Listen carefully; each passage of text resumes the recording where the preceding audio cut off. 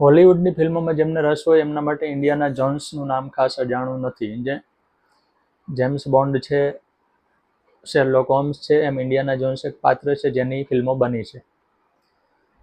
ઇન્ડિયાના જોન્સ અનોખું પાત્ર છે કારણ કે આર્કિયોલોજિસ્ટ છે, પુરાતત્વ શાસ્ત્રી છે. સામાન્ય રીતે પુરાતત્વ શાસ્ત્રી ફિલ્મનો હીરો હોય તો એવી ફિલ્મો ચાલવી અઘરી પડે, પણ આ પુરાતત્વ શાસ્ત્રી ઇતિહાસમાં છુપાયેલા ચમત્કારો, રહસ્યો શોધી કાઢે છે અને એ માટે વિલનો સાથે ફાઇટ કરે છે, નાઝીઓ સાથે ફાઇટ કરે છે, રશિયનો સાથે લડે છે.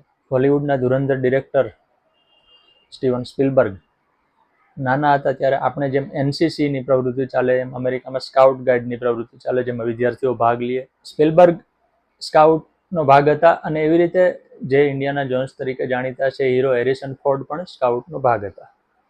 એટલે બંનેને એવી ઈચ્છા તો હતી કે ક્યારેક આવા વિષયોને લઈને પણ ફિલ્મ બનાવીએ, પણ એમાં કલ્પનાઓ ભેળવવી પડે. જગતનો ઇતિહાસ રહસ્યોથી ભરેલો છે, એમાંથી કંઈક શોધી અને ફિલ્મો બની શકે. એટલે 1981માં સિરીઝની પહેલી ફિલ્મ સ્પિલબર્ગે બનાવી.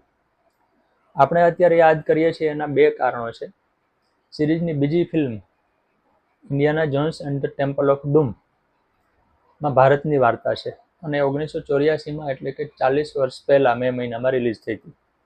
સિરીઝની ત્રીજી film Indiana Jones and the Last Crusade 1989ના મેમાં રિલીઝ થઈ હતી, એટલે એને 35 વર્ષ થયા છે. એટલે ઇન્ડિયાના જોન્સ સિરીઝની બે મહત્વપૂર્ણ ફિલ્મો ને 35 અને 40 વર્ષ થયા હોવાથી એના ચાહકો એને ફરીથી જોઈને પોતાના સંસ્મરણો શેર કરીને યાદ કરે છે.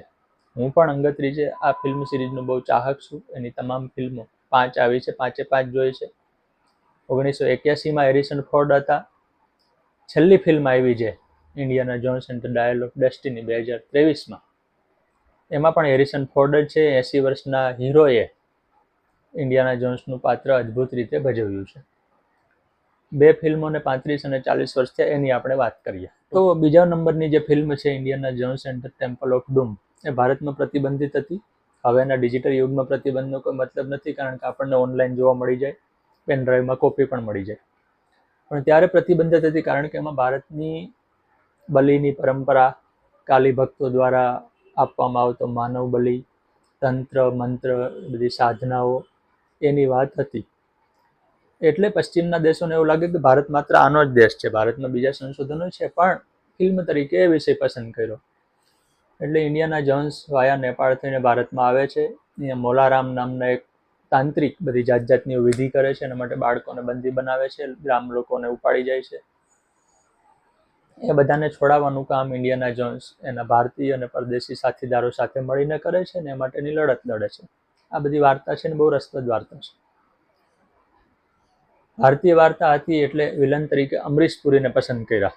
અમરીશ પુરી એના માટે ટક્કો પણ કરવો. વર્ષો પછી સ્પિલબર્ગે એવું કીધું કે એના ફેવરિટ વિલનોના જે નામ લેવામાં આવ્યું તો અમરીશ પુરી છે. આપણે જાણીએ છીએ કે અમરીશ પુરીએ વિલન તરીકેના ઉત્તમ રોલ ભજવ્યા, પણ વિલન હતા એટલે લોકોને એના પ્રત્યે નફરત થાય, પણ હકીકતે બહુ ઉત્તમ કલાકાર હતા. એટલે હેરિસન ફોર્ડ અને અમરીશ પુરીની જોડી આ ફિલ્મમાં ધમાલ મચાવી છે અને હવે તો આ ફિલ્મ ઓનલાઈન અવેલેબલ છે. ફિલ્મમાં બતાવ્યું એવું ઘણું બધું આપણને ન ગમે, પણ ફિલ્મ તો ફિલ્મ છે અને જોવાની ને મનોરંજન લઈને ભૂલી જવાની. સ્પિલબર્ગની એવી ઈચ્છા હતી કે જેમ્સ બોન્ડ અને ઇન્ડિયાના જોન્સને ક્યારેક ભેગા કરવા, એટલે ત્રીજી ફિલ્મ લાસ્ટ ક્રુસેડમાં એમણે બંનેને ભેગા કર્યા. ઇન્ડિયાના જોન્સના પિતા તરીકેનો રોલ શોન કોનેરીને આપ્યો, જે જેમ્સ બોન્ડ તરીકે વધુ જાણીતા છે. હેનરી જોન્સ જુનિયર અને હેનરી જોન્સ સિનિયર એવા બંનેના પિતા પુત્રના નામ છે. ક્રિશ્ચિયાનિટીમાં રસ ધરાવતા હોય એમને કદાચ ખ્યાલ હશે કે હોલી ગ્રેઇલ નામનો એક પ્યાલો છે. ગ્રેઇલ એટલે પ્યાલો. ઈસુએ છેલ્લું ભોજન એમાં લીધું હોવાનું કહેવાને કારણે એ પ્યાલો બહુ ધાર્મિક મહત્વ ધરાવે છે, પણ ક્યાં છે કોઈને ખબર નથી, મળતો નથી. અથવા તો છે પ્યાલો ખરેખર છે કે એમ એની સાથે ઘણા રહસ્યો જોડાયેલા છે. એટલે પ્યાલો શોધવા માટે ઇન્ડિયાના જોન્સ સિનિયર નીકળ્યા હતા, પણ એ પોતે જ ગુમ થઈ ગયા. વર્ષો પછી એનો પુત્ર ઇન્ડિયાના જોન્સ જુનિયર એટલે આપણો હેરિસન ફોર્ડ એને શોધવા નીકળે છે. એટલે એના પિતાના સાથીદારો એમ કે તારા પિતા આ શોધતા શોધતા ગુમ થઈ ગયા હતા, એને એ પ્યાલો ક્યાં હોવાની શક્યતા છે વગેરે વગેરે. પછી તો ઇજિપ્ત પહોંચે છે, જ્યાં નાઝીઓ આ પ્યાલાની શોધમાં લાગેલા છે, કારણ કે નાઝીઓની ઈચ્છા સર્વશક્તિમાન થવાની છે. બીજી બાજુ એક જૂથ એવું પણ છે જે ઈચ્છે છે કે પ્યાલો કોઈને મળે નહીં, કારણ કે આ કુદરતની વસ્તુ છે, માણસોના હાથમાં ન આવી. એ બધા વચ્ચે ફાઇટ ઇજિપ્તના રણમાં નાઝીઓ સાથે વગેરે સાથે થાય છે અને છેલ્લે સૌ સારાવાના પણ થાય છે. ફિલ્મમાં એક સમયે હેરિસન ફોર્ડ હિટલરની બાજુમાંથી પસાર થાય છે. હિટલરનું પ્રિય એવું બલૂન પણ ફિલ્મમાં આવે છે. એટલે ફિલ્મમાં એવું બધું ઘણું રસપ્રદ છે. પછી ચોથો ભાગ આવ્યો, પછી પાંચમો ભાગ આવ્યો.